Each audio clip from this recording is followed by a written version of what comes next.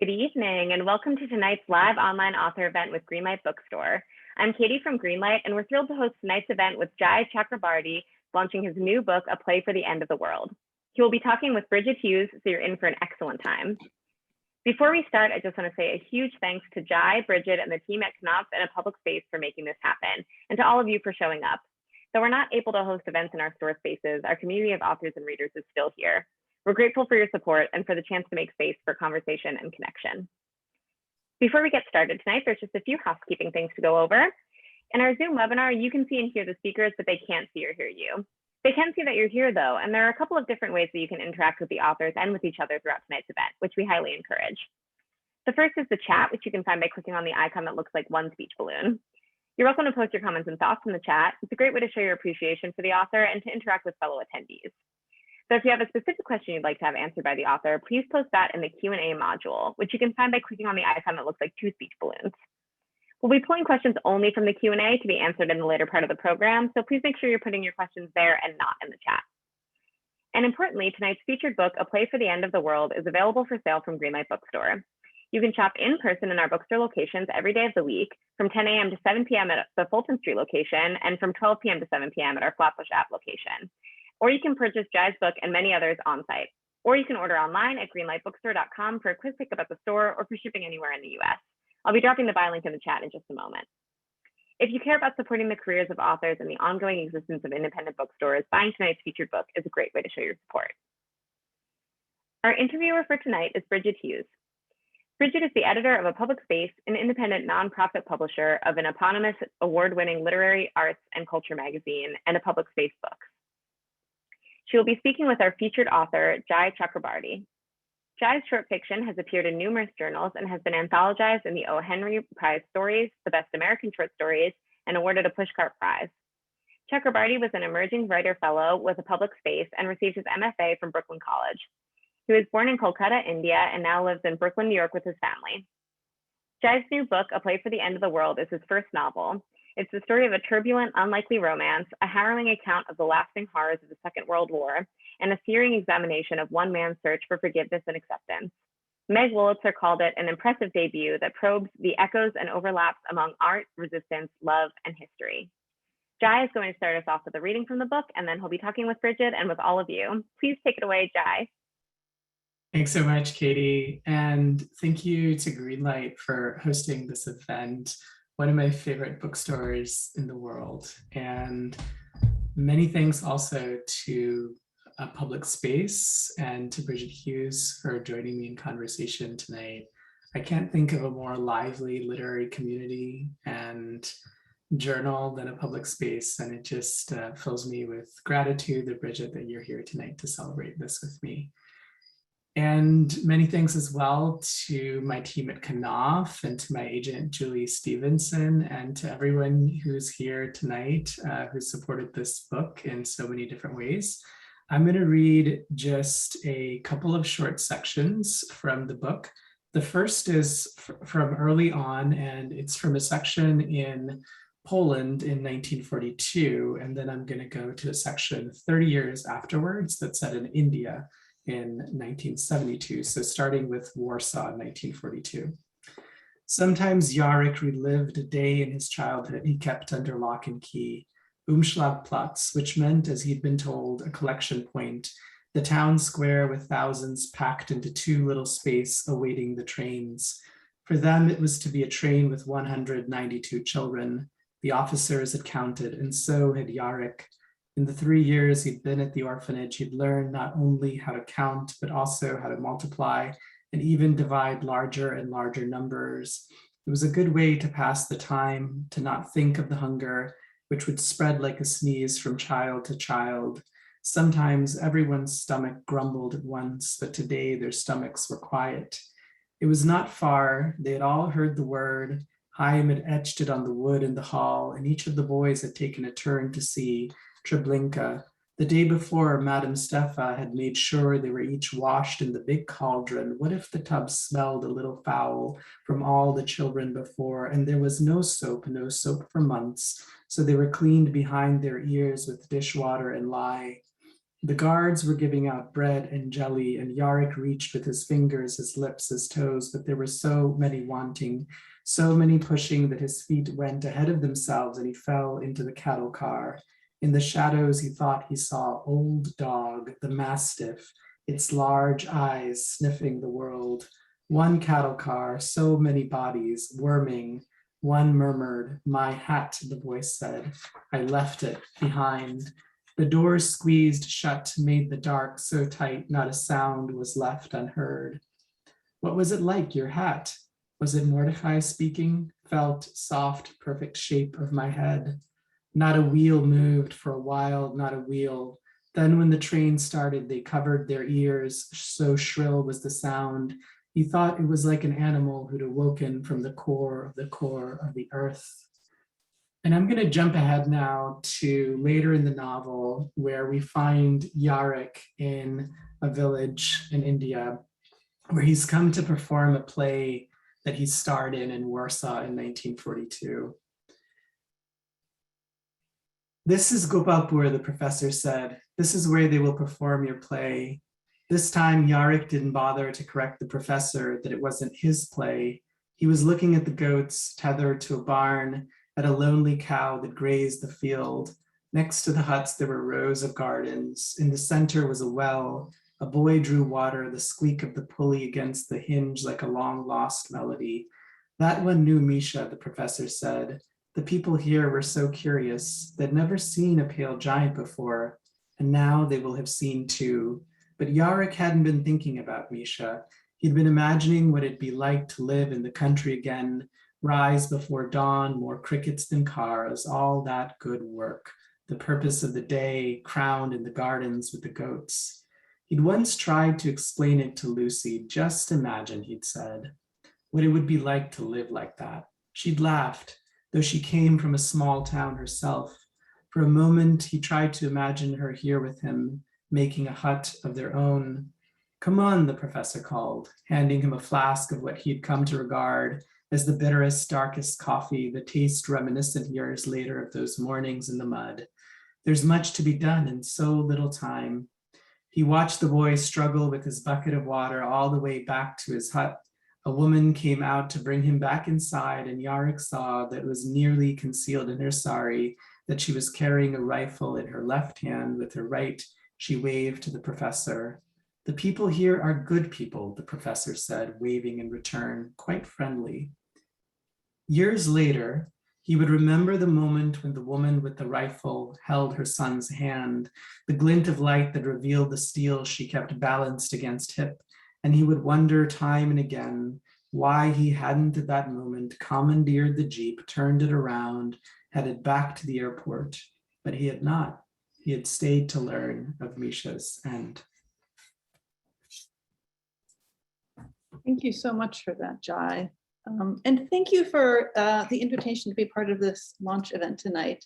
I and everyone at A Public Space, we've been reading and admiring your work for a number of years now, and sort of looking forward and anticipating this novel. So we're happy to be here to launch it with you tonight. Oh, it's been such a wonderful journey with the public space and the mentorship that I got from Elizabeth Gaffney and Mary Beth Hughes, where I was working on this novel and continue to do so through the year. So it just feels perfect to do the celebration with you tonight. So you have written for your first novel this sort of thrillingly impressive and very expansive novel in terms of time, geography, cultures. You sort of take us from Warsaw Ghetto in 1942, New York City in the early 70s, Calcutta, and villages in India also in the early 70s. And so I thought we might, or I wanted to see if we could maybe separate out some of the strands and ask you about each one, and then ask you about how you wove them all together. And I wonder if you could just maybe start by talking about the starting point for the novel. Was there an image or a moment that when you first glimpsed what you wanted this novel to be? Yeah. So I got the idea of the novel when I was with my partner and we were living in Israel. And I came across the story of Janusz Korczak, who ran an orphanage in Warsaw and was the person who had helped to stage this play that the novel centers around. And it's this play that was written by the Bengali author Rabindranath Tagore. And I was there in that moment in Yad Vashem in Israel when I thought, what a remarkable confluence of cultures. And this is long before the internet or low-cost airline travel, but somehow a play written in India in 1913 manages to make its way into Poland, translated into Polish, and performed in the Warsaw Ghetto. And I thought this is worthy of investigation, and I wanted to understand more. And that was the jumping off point for me into this project. So the play was the jumping off point. Did you have the characters right away? How did you sort of come to imagine and invent them? I did not have the characters right away, and it took me some time to understand what was the way in which I wanted to explore this story. I realized that I was more compelled to the story of what happens after the play is performed in Warsaw, what happens with the echoes of that. How do we carry that in our bodies? What does it mean to live with that kind of trauma? And how can we take that experience of art and then live our lives and potentially draw upon it to create something beautiful anew? And so I wanted to write about that after story, if you will. And it took me some time to realize that. And that's when the character of Jaryk, who I read about just now, started to come to me. So the novel revolves around three main characters: Jaryk, Lucy, the woman he loves, and Misha. Would it be fair to describe him as the lifelong friend who means more to him than anyone in the world? Totally. And it sort of navigates between the relationships between the three of them. So I was wondering, if you were to describe the essence of each of those characters, how would you? And I was actually thinking about if you could sort of define them in terms of their relationship to history, because they each seem to sort of think about it. And you have these wonderful descriptions of each of them in terms of how they think about history. Yeah. Oh, that's a lovely question. They, as you say, each have a different relationship to history and a different relationship to how they have thought about their past and how it sits with them in the front story of the novel. And so starting with Jaryk, he is someone who escapes the Warsaw Ghetto and is able to come to America and start a new life there. But for him, the echoes of that experience stay on with him. And the way he finds consolation is through the rhythm of his days, through this deep structure, and through kind of regularity in his dealings and in the people that he associates with. And Misha, on the other hand, is able to live in a very different way. He's able to live much more in a much more carefree type of way. And he's gregarious, and he's the one who engages with community, and he wants to go back to that story. He wants to understand what happened in 1942 in Poland and how it shaped them.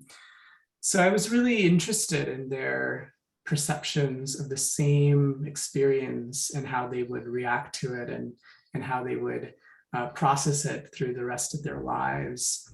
And Lucy is a woman from the American South. I mean, she has no connection to this history whatsoever. Her connection is really through relationship with Jaryk and starting to understand his history from the perspective of being his lover. And So her context is a very different one, but she has her own set of personal traumas, even though they are not the larger history of the Holocaust or World War II. They are for her nonetheless quite striking and notable. There's a wonderful moment when Lucy is trying to get Jaryk to share and open up to her about his past. And he says to her, "Can't we have a relationship in the now?" And it feels like the novel in part is about the impossibility of sort of confining yourself to the now and the different ways the past sort of seeps into the now. I wanted to ask you one more question about the characters and how you thought about their relationships, because the novel does this sort of has a wonderful passage early on that establishes kind of the tension between, not the tension between the three of them, but this sense of Jaryk's divided loyalties between Misha and Lucy. And he says, this is when he's just arrived in India, but his mind is back in New York City with Lucy. And he says he missed her, yet he didn't allow himself to miss her. His first duty, he told himself, was to Misha. Sometimes she would come to him like a sharp pain, a hook in the eye, but now he'd failed Misha, abandoned him to the end.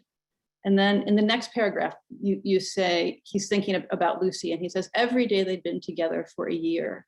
It felt like for a year, it felt like she chose him anew. What they'd built was strong, but with a woman who made a daily choice, who could be sure? How many times had he thought of her? How many times had she thought of him? And I found that passage so striking. And I wonder if you could just talk a little bit about that idea of it felt like she chose him anew every day and what that meant to him.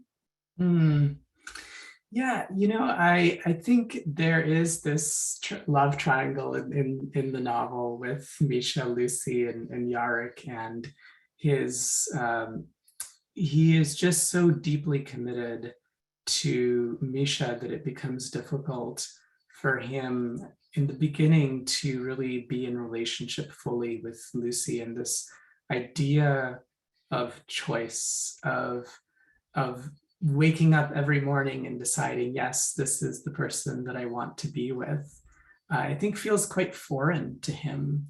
And it feels at times, I think, also rather threatening to him. And so what he gets from his relationship with Misha is this constancy, is this idea that they will be together, that they will have their shared history no matter what.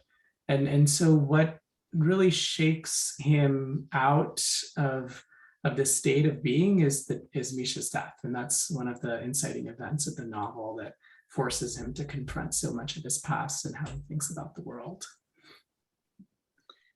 So when you were a writing fellow at a public space, your story, A Small Sacrifice for an Enormous Happiness, had a wonderful sense of place. And I was thinking about that as I was reading the novel, how well you captured the sense of where the characters are and sort of pull the readers into that world. And here you have three very, very different places, two of which you have lived in, one of which I do not think you've lived in, you have visited, I think. But I guess I wonder if you could talk a little bit maybe about your interest in writing about place and the role it plays for you in the novel and in your writing in general. Yeah, I mean, I think that, and so before we started this conversation, we were speaking with Katie and talking about how I lived in Brooklyn for 20 years, and now I'm living about an hour north of the city. And I feel like being here, the rhythm of my sentences has changed. And I think that place has a lot to do with who we are, and the amount and ways in which we get information changes our character in so many incredible ways. And so for me, the interrogation of place is really important as a way of developing character. So I'm interested in how living in a city is part of how a character comes to be who they are, or if they're living in the country, how does it affect, what they eat or how fast they walk. I think those are really essential for character building. There's a question in the Q&A, and we'll have time at the end of the event for audience questions, but please, as we go along, if something comes up and you want to ask it in the Q&A box, we can always pull them in. But there's a related question here from Elizabeth Gaffney, who worked with you on the story years ago, and she's asking if you could talk about the interface of historical research using real incidents and fictional space. You weave them so masterfully, which indeed you do. Hi, Elizabeth. And I also want to say Elizabeth writes beautiful historical fiction, and I think she does this expertly. So, this is something that I struggled a lot with in the writing of the book, which is what are the permissible intersections between history and fiction, and especially when we're writing about moments of trauma, what is the amount of fact that needs to be included? And yet for a novel to survive, it also has to have this dream state, this fictional state, and how do you balance those two? And really the way that I think about it is to be, so I was reading from the chapter called 60 Miles East, when Jaryk is en route to Treblinka and manages to escape the train. I hope I'm not giving too much away by sharing that detail.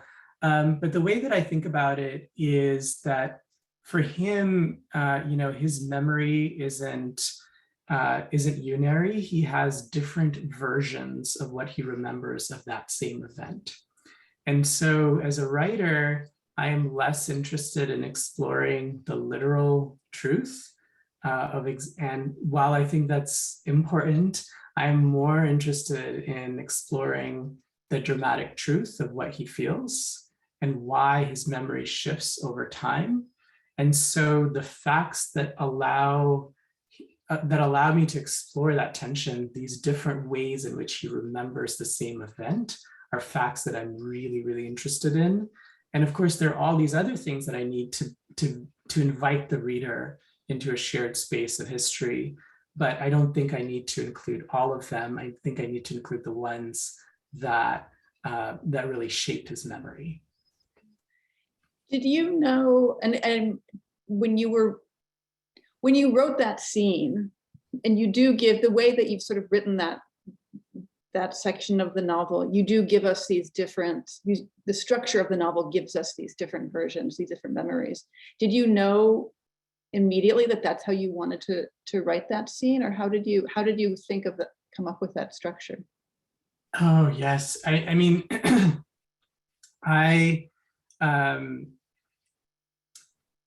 one of the things that I was thinking about is when we're looking back at any kind of traumatic event, that we really don't hold it in a fixed way, that it starts to mutate and shift with time.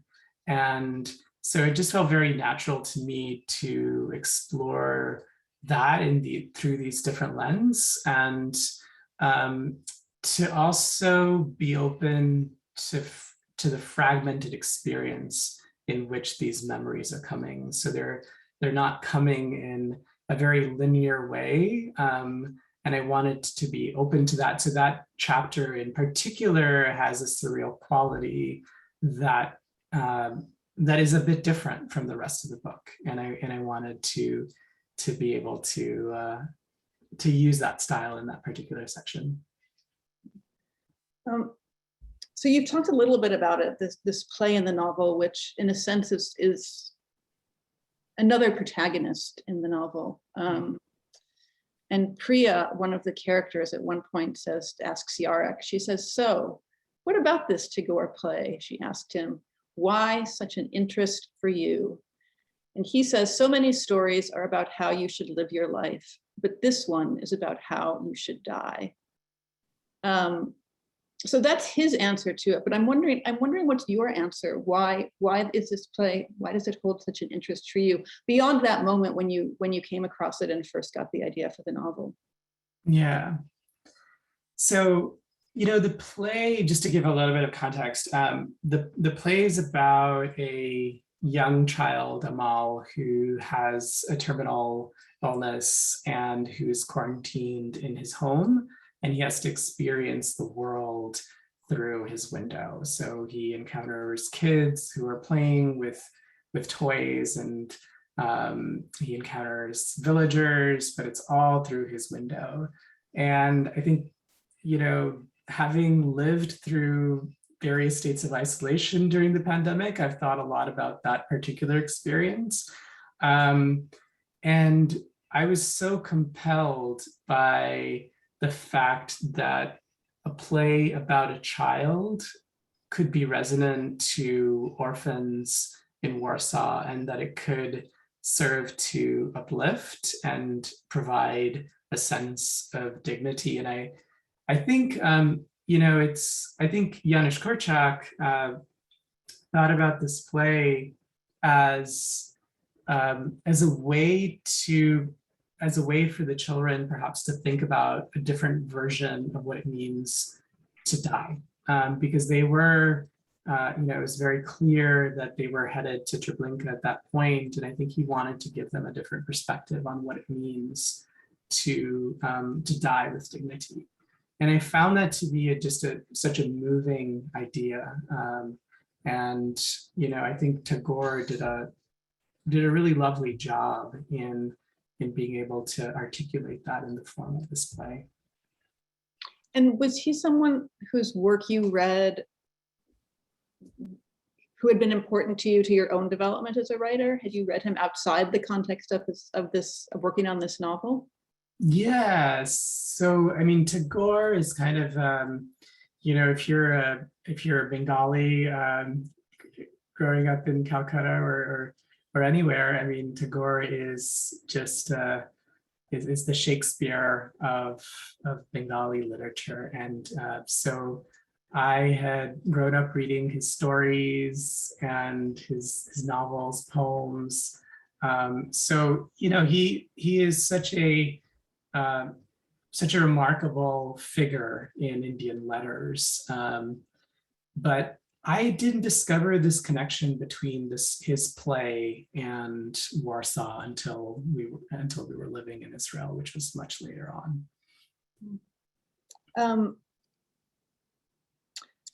So the first sentence of the novel is, "The set has been assembled," and so it sort of announces right from the beginning that this is a novel about art. And there are these wonderful passages throughout, sort of these different ways of framing the role of art. And I wonder if you could talk a little bit about what you were interested in exploring in terms of the role of art in these characters' lives. Yeah.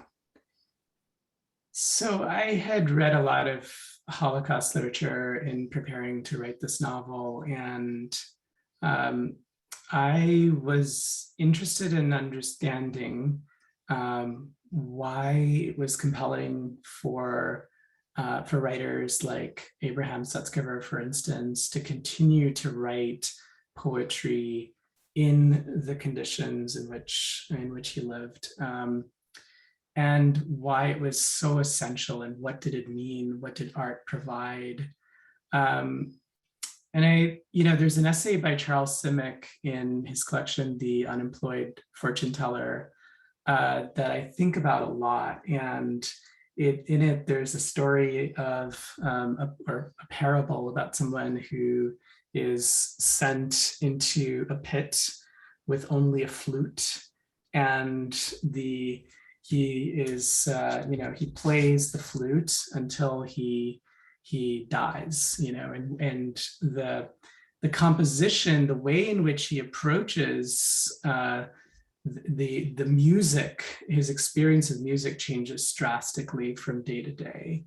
And so I was really interested in thinking about art in these different moments. The perception that we have of art, the relationship that we have to it is very different when we're in a moment of abundance versus when we're in a moment of crisis. And I wanted to see that spectrum and really see what it means for us in those moments of turmoil. Can I ask how you thought about those questions over this past year and what art has meant to you during this unusual moment that we're all in? Yeah, well, I have gone back to reading the books that I just absolutely love, which is one of the reasons that I thought that it was so wonderful that a public space did a global readathon with Tolstoy and War and Peace. And for me, over this last couple of years, I've just been rereading the books that I have loved mostly, and if it's only been in the last year that I've been reading a lot of new work again. And I think what I have found to be helpful in that process of rereading is that it's helped me see who I am now as a reader versus when I first read those novels. And so it's given me the ability to kind of introspect on how I've grown or how I've changed. And it's been so helpful in this period of isolation to have books as kind of these constant friends who are with me. Since we have a question from someone from your past, and it's a lovely question. I'm going to ask you, let's see, having known Jai since our young spoken word poetry days, which Jai, I never knew. And so first of all, I want to ask you about that, and loving his characters and sense of place. And this is from Vandana. I'm curious why you did not choose an Indian protagonist or shared lead with an Indian character. Hi, Vandana. And yes, so, before I was a fiction writer, I was a poet, and poetry remains just so close to my heart. Why did I not write with an Indian protagonist? So, one of the main characters in an earlier draft of this novel was Mrs. Paul. She had about as much page space as any of the other characters that we talked about tonight. And, as I did revision, I realized that this was not a story about Mrs. Paul, and that it was not helpful for me to write a story with Mrs. Paul as a main character. And so that meant that I had to write in the very uncomfortable, in what was a very uncomfortable situation for me, writing a character who it took me a long time to really know and understand in Jaryk, someone who's from Poland, someone who's lived through trauma. But that was the story that I wanted to tell. And, in so many ways, I think when I was writing those Mrs. Paul sections, I thought, oh, this feels very familiar. I could do this for 30 pages, and it feels great, but that wasn't the story that I needed to tell for this book. But you wrote a first draft where she is a significant character in the novel, and then you went back through and removed most traces of her. I did, yeah. So she was a point of view character, and now it's a very minor character in the novel. Are there other ways that the novel changed radically, or even in minor ways that it changed over the course of revising it? Oh, in so many ways. I mean, there was another major character who has no traces in the novel whatsoever now. It was, I would say that as I was writing this novel, if I were to go back in time, perhaps I would have chosen a simpler set of base assumptions to work with. But but knowing myself, probably not. But I felt like I had to learn not only how to write a novel, but also how to write a novel that was spread across so many time periods and layers of history. So it was a kind of peeling away of different characters who weren't serving the story to get to more of the essential pieces of the novel. In terms of the research you did you do a lot of research or any research into New York City in the 70s? I mean, how did you imagine your way into that space? Yeah, so I had to do a lot of research for Poland, and I did research for India as well, and then I was pretty lazy about my New York City 1970s research, to be honest, until I started until fairly late in the process, because I lived in New York City for a long time. But then I realized that, okay, this is absolutely not working. And I did have to go back and learn about train lines and how long it took to go from, location X to location Y back in 1970s New York, and what the neighborhoods were like, and where exactly was this place that they met in, and all of those things. And that was a super fun part of writing this novel, is I felt like I got to connect to New York City a little bit more. When you're writing fiction, do you find that it's easy isn't the right word, but I'll use it as a placeholder. Is it easier to imagine your way into a space that you know well from your own life, or a space that you can fully imagine, or a space that you've researched? Well, I will say that in my fiction, there are certain spaces that come up over and over again. So there's a family home in India that tends to come up in different shapes and in different stories. So there are those places that I return to with great comfort. And I think that when I do research for a place, I think I do feel sometimes a sense of anxiety that, am I getting this right? Am I being true to it? Versus when it's through my lived experience, when it's, for instance, a family home. And so I think that relationship with anxiety is something that I sometimes almost like look forward to, because it means I need to do more research until I can feel more comfortable writing about that place. You've mentioned a few times you'll be talking about something that you felt comfortable with, or writing this passage, this character was easy, and that you seem to, in your writing, gravitate away from what is easy and maybe towards what makes you anxious, that's where the writing is most, I don't know, comes alive, or is most interesting to you. Yeah, that's a really that's really perceptive. I mean, I think so Vandana mentioned that I was part of a spoken word community, and there was I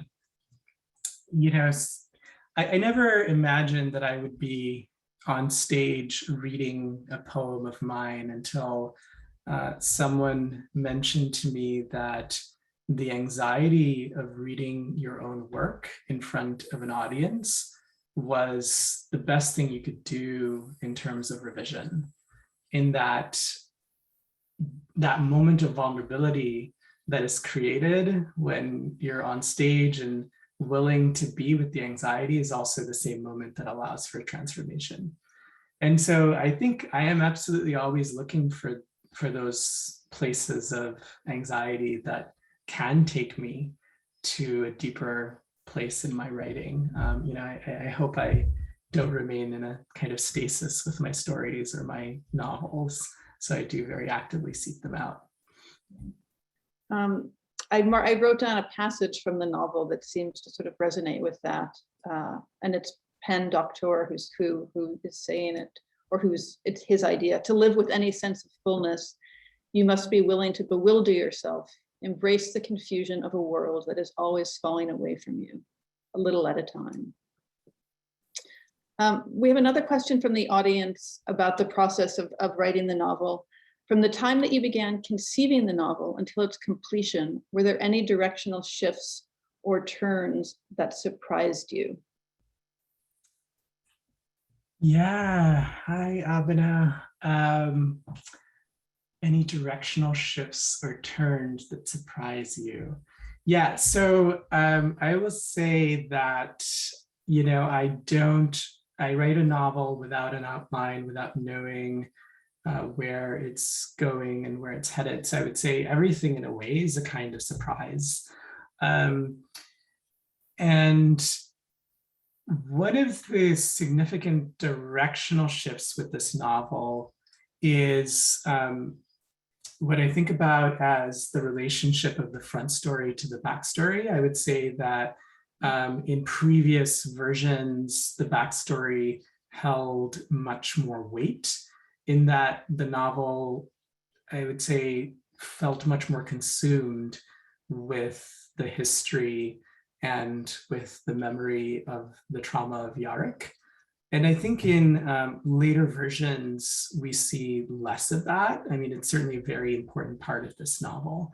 But I wanted the front story, that is this present life that Jaryk lives in the 1970s, to also bear weight.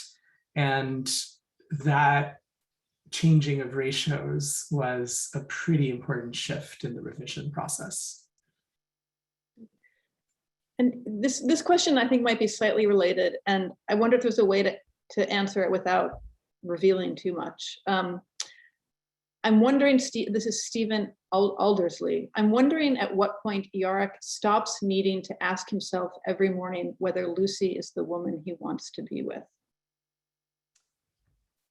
Oh my, what a great question. Does he ever, is what I wonder.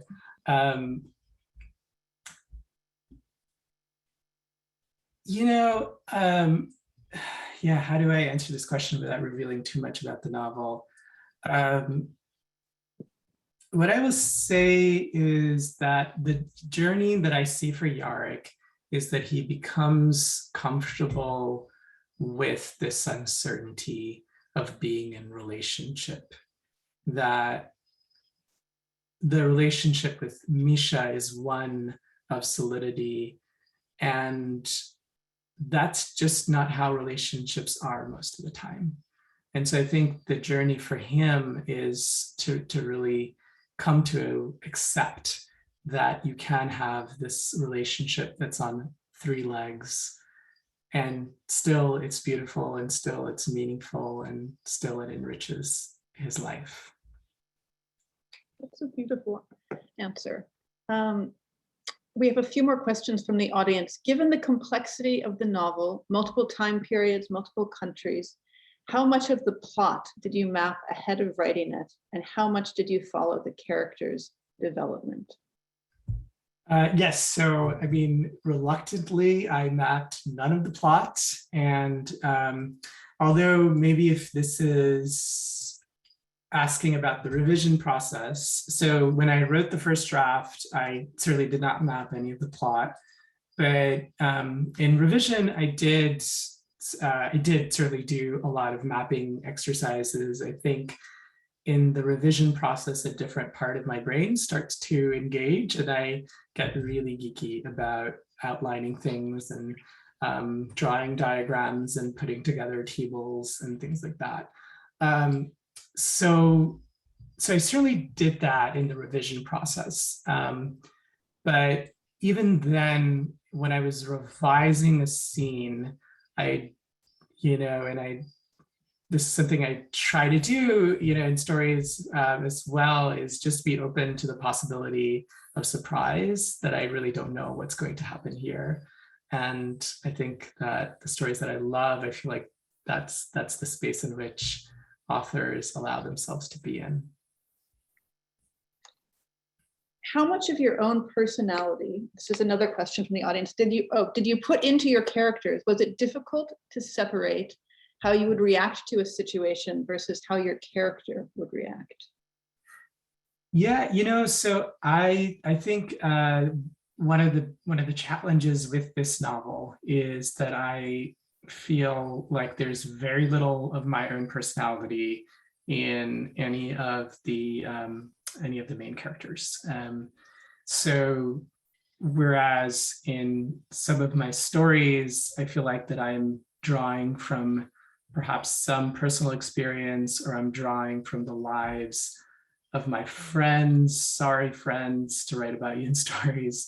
But in this novel, I felt I had to kind of build them anew. And so, yeah, it was just much more about seeing how they would act in the world as opposed to what would I do in this world. I feel they live with me, but they are not me in any way. You said that none of the main characters were you. Is there a minor character? Is there a cameo appearance in this novel that is you? Well, I think it is. Well, so I certainly felt I could connect with Mrs. Paul. I mean, this may seem very strange, but I think I mentioned earlier that I felt very comfortable writing in her voice, and that's where I felt like, okay, I'm drawing from a lot of personal experience. The rhythm of these sentences feels very familiar to me. Even though, she is a housewife living in India and, very different from my own experience. But yeah, I mean, her character felt very familiar to me. I think we have time for a few more questions if anyone in the audience would like to ask Jai something. Jai, I wonder if I can ask you about writers who have influenced you in your development, who've been important to your own work. You have an essay up at LitHub today where you talk a little bit about that, and you talk a little bit about translating some poets. Yeah. And I know, well, maybe I'll start with that, and then I have kind of a secondary question. Writers who have influenced me. Yeah, and sort of, I'm also just curious about translating and how that fits into your sense of self as a writer. Well, so the poet Vijay Sheshadri, I don't know if he still does it anywhere, but there's an exercise that I got from him where he would ask his students to translate poems into another language in back. And so oftentimes this would be a language that his students would not know a word of. And so they would really have to struggle to find the right dictionary and whatnot.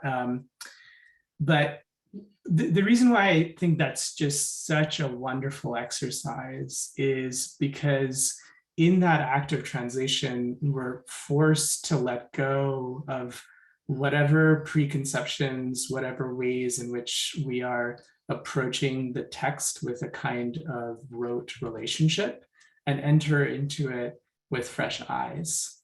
And so that's what I love about translation, is that it forces you to break out of your rhythm.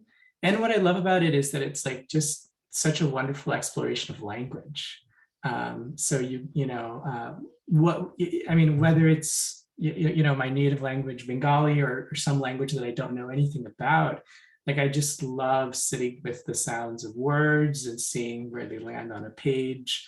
And as somebody who's who loves poetry, I mean, for me, the sounds of words is often just enough. And in terms of writers who have influenced me, for this book in particular, I will start by calling out Rabindranath Tagore, since his play was so central, and I grew up reading his work. And beyond that, I want to also call out Michael Ondaatje's first book, which is a book of hybrid poems and prose. It's called Coming Through Slaughter. And I think it's just such a remarkable work in how it plays with form and narrative. And Another influence for this book. Well, you know, I don't know if I should mention this, but I was taking a Ulysses seminar at the time that I was writing an early draft of this book. And I was inspired to write the play section. So there are a few sections in this novel, not many, that are written in play form. And in earlier drafts of this novel, there were many, many more play sections, and they were much longer. But that was totally from Joyce's Circe chapter, influenced by Joyce's Circe chapter. Yeah. One of the aspects of your fellowship years ago, when you were just starting out, was that you worked with Elizabeth Gaffney and Mary Beth Hughes on your story, but there was also, as part of your fellowship, this secondary aspect, which involved reading and discussing a novel together. And I'm just wondering what you remember about that experience and how you think about reading. If there was anything like you took with you from that experience in terms of thinking about reading and how that connects to your work, to your own creative work. Yeah, I mean, well, so I had, you know, I'd read both Mary Beth and Elizabeth's work before entering the fellowship. And what I remember most about it is being able to ask them questions of craft. Why did you do this here and why not this? You know, the other day I was reading Jaryk Saunders' book, A Swim in a Pond in the Rain, where he looks at Russian writers, and he's sort of conjecturing on why did Tolstoy or Chekhov do this at this moment. But here I had two authors who I could ask those questions to. And so that experience of reading text and thinking about craft and thinking about why this and why not that, I think is just incredibly valuable. And what a gift to have had that. And hi, Ellen. Thank you for teaching us James Joyce. Oh, I think we maybe have time for one or two last questions, but I wanted to sort of end by asking you about the very beginning and the epigraph for the novel, and why you chose that, if you knew all along that's what you wanted for the epigraph, and how you thought about that framing this story. And maybe you can read it for everyone. Yeah. Let me try to find it.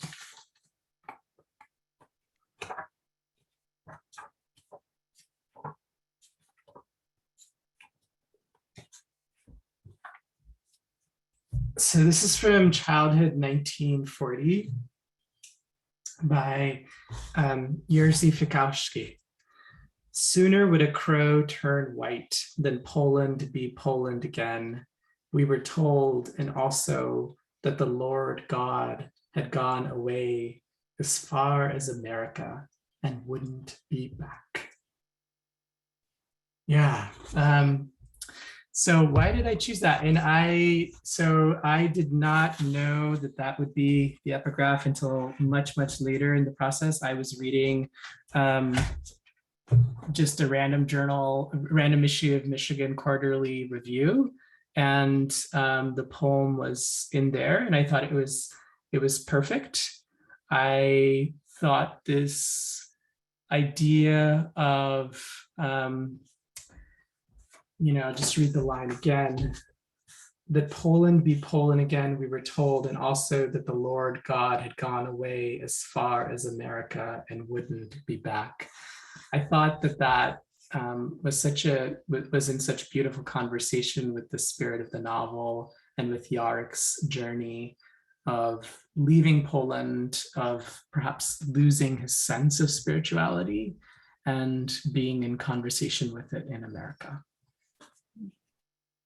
It's a beautiful epigraph for a beautiful novel. And Jai, thank you so much for this beautiful conversation and for sharing this novel with all of us tonight. Thank you so much, Bridget. Thank you, Public Space. And thank you to Greenlight who hosted this. Please do buy books from them. They are the bookstore of my heart. Thank you, everyone who's been here tonight. Thank you both so much. Thank you for that fantastic reading and discussion. And thanks everybody for joining us. Don't forget to buy your copy of A Play for the End of the World in store or online at greenlightbookstore.com. Thanks so much, everyone. Have a great night. Good night, all. Right.